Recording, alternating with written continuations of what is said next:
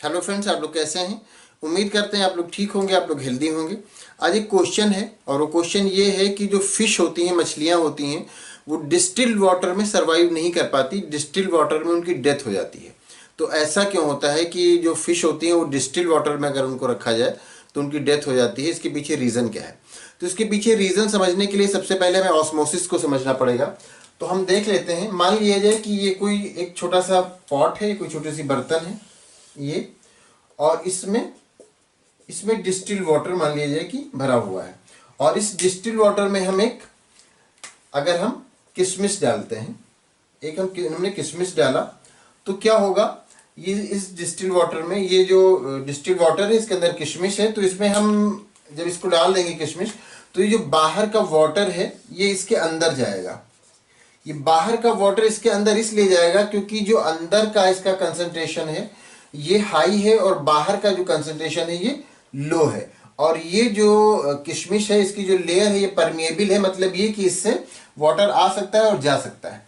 तो ये दोनों आपस में कंसंट्रेशन बराबर करने के लिए बाहर जो लो कंसंट्रेशन है वाटर का वो हाई कंसंट्रेशन की तरफ जाएगा, और हाई कंसंट्रेशन इसके अंदर है, किशमिश के अंदर है, और ये बाहर डिस्टिल वाटर है, तो ये इसके अंदर जाएगा। और एक टाइम क्या आएगा कि ये जो इसके अंदर इतना वाटर जाएगा कि बिल्कुल फूल जाएगा। अभी तो ये रिंकिल से सिकुड़ा हुआ है, फिर उसके बाद क्या होगा, ये किशमिश फूल जाएगा बिल्कुल।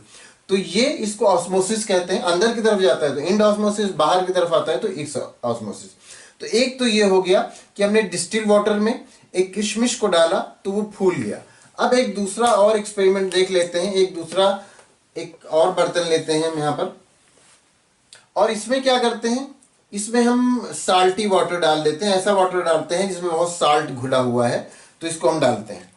और इसमें एक जो है हम ग्रेप्स जो होता है अंगूर, वो डालते हैं, फूला हुआ सा ये डालते हैं।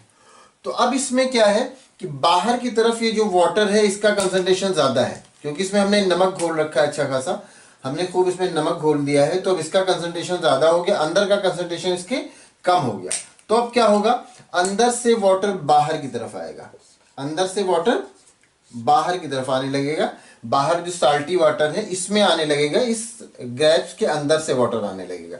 तब ये क्या होगा, तब ये ग्रेप्स जो हमने इसमें डाला है जो पहले फूला हुआ था, अब ये क्या होगा, अब ये सिकुड़ जाएगा।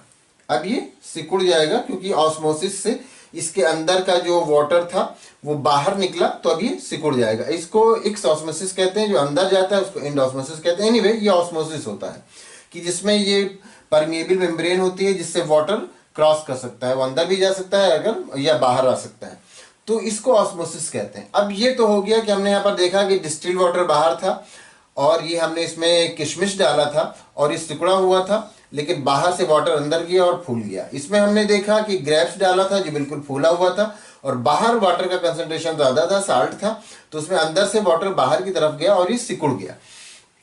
अब यही वाला प्रोसेस, सेम चीज फिश के साथ होता है। ये फिश है, फिश जो होता है, अब इसको हमने डिस्टिल वाटर में डाल दिया। इसको हमने कहा डाला, इसको हमने डाला डिस्टिल वाटर में, फिश को हमने डाला डिस्टिल वाटर में।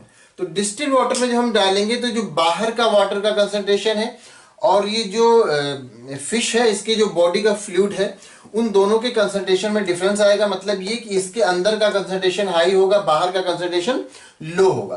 तो जब बाहर का कंसंट्रेशन लो होगा तो बाहर से जो डिस्टिल वाटर है इसकी बॉडी के अंदर जाने लगेगा।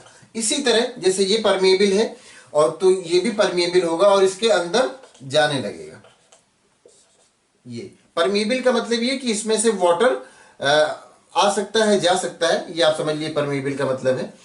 तो इसमें से वाटर बाहर से अंदर की तरफ आएगा, और जब बाहर से अंदर की तरफ आएगा तो इसका जो फ्लूइड है वो अंदर, इसकी बॉडी के अंदर का, वो डाइल्यूट होगा। और जब इसके अंदर की बॉडी का फ्लूइड डाइल्यूट होगा तो वो थोड़ी देर तक के तो ठीक है, लेकिन अगर ज्यादा देर तक के फिर वो फिश उसी डिस्टिल वाटर में रहेगी तो फिर उसकी डेथ हो जाएगी और वो सर्वाइव नहीं कर पाएगा। तो उसका रीजन यही होता है कि जो डिस्टिल वाटर होता है उसका कंसंट्रेशन और जो फिश के अंदर का फ्लूइड है उसका कंसंट्रेशन, दोनों में बहुत डिफरेंस आ जाता है। फिश के अंदर का जो कंसंट्रेशन है, जो इसके फ्लूइड का, जिसको फिश के अंदर जो फ्लूइड है उसका कंसंट्रेशन हाई होता है, बाहर का कंसंट्रेशन लो होता है। तो बाहर से जो वाटर होता है वो अंदर की तरफ इसके जाता है, इसकी बॉडी में, और उसके फ्लूइड को, उस फ्लूइड को डाइल्यूट कर देता है। तो इससे फिर धीरे धीरे करके फिर ये सर्वाइव नहीं कर पाता और फिश की डेथ हो जाती है। तो इसके पीछे मेन रीजन ये होता है कि इंड ऑस्मोसिस की वजह से ये इसकी डेथ हो जाती है, फिश की डेथ हो जाती है और फिश वाटर में सर्वाइव नहीं कर पाता है। तो उम्मीद करते हैं आपको आपके क्वेश्चन का आंसर मिल गया होगा। अगर कोई क्वेश्चन है या किसी तरह की प्रॉब्लम है तो आप पूछ सकते हैं। Thank you.